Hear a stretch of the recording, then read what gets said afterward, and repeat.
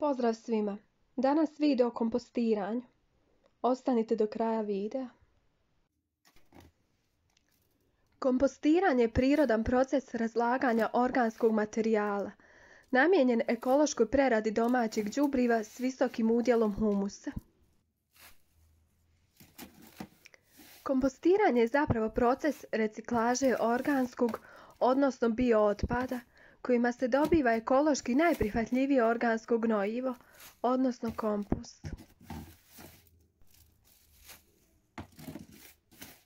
Kompostiranjem rješavamo problem organskih otpadaka iz kuhinje i vrta, a u isto vrijeme dobivamo kvalitetno organsko gnojivo kojim ćemo obogatiti zemlju u vrtu.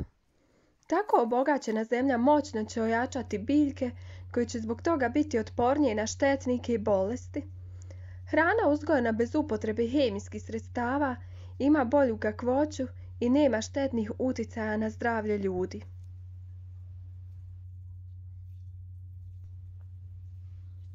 Kompostiranje je dakle jedan zatvoreni krug saradnje čovjeka i okoliša u kojem svi profitiraju. Što se tiče položaja u odnosu na sunce, najbolje je odabrati polusjenovite položaje.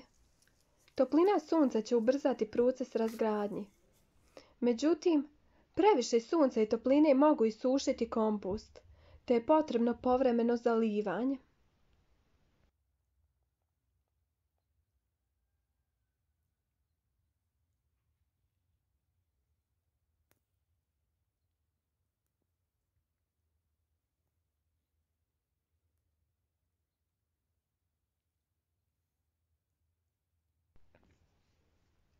Tla na koja ćete postaviti kompost neka budu rahla i očišćena od korova. Osim toga, moraju biti ravna, kako bi kompost bio stabilan. Na dno položite nešto slame ili sjena, oko 10 cm, te zalijte vodom. Ovako pripremljen kompostir spreman je za početak kompostiranja. Za postavljanje komposta najbolje godišnje doba je proljeće, kada se tlo lagano ugrije i osuši, ili jesen, kada su temperature i dalje ugodne, a tla topla.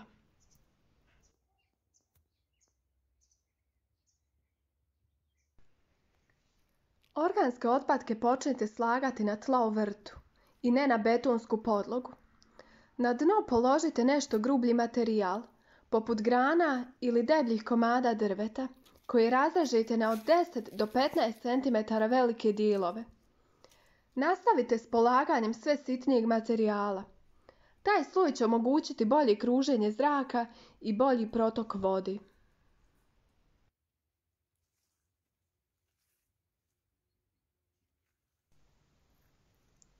Na to položite različite organske otpadke iz kuhinje i vrta, poput listova, pokošene trave i kartona. Vodite računa o tome da karton bude bez natpisa. Visina kompostne hrpe koja se najviše preporučava je otprilike 1,5 metar. Razgradnjom se hrpa smanjuje negdje do četvrtine svoje prve visine.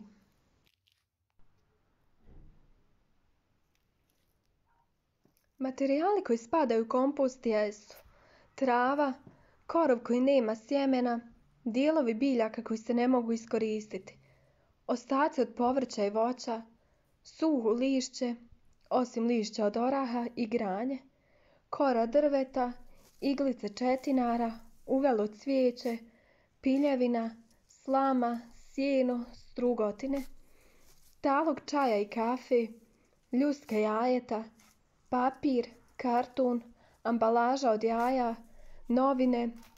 One ne smiju biti u boji i biti lijepljene, sve treba biti usitnjeno i navlaženo u tanjim slojevima. Vuna, pamuk, perje, životinjska dlaka, kosa, pepeo. On treba biti u malim količinama i jednakomjerno raširen. Gnoj ili gnojivo kada treba potaknuti rad mikroorganizama.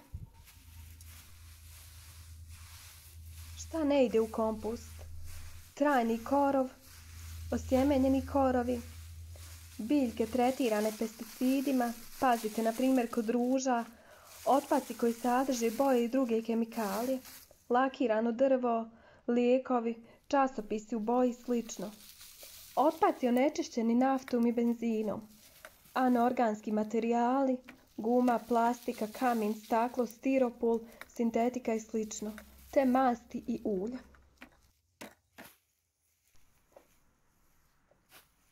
Proces kompostiranja može trajati od par mjeseci do godinu dana, ovisno o vrsti i količini otpada, te o vremenskim uslovima. Zreli kompost ima sljedeće karakteristike: rahla jednakomjerna tekstura, tamno smeđa do crna boja, te ugodan miris po šumi. Kompost koji još nije sazrio obično ima neugodan miris, svjetlije boje, te se u njemu prepoznaju nerazgrađeni materijali.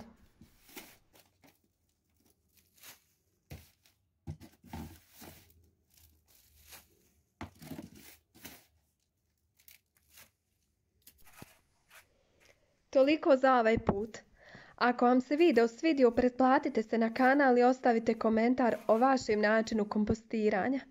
Pozdrav svima i ostajte zdravo!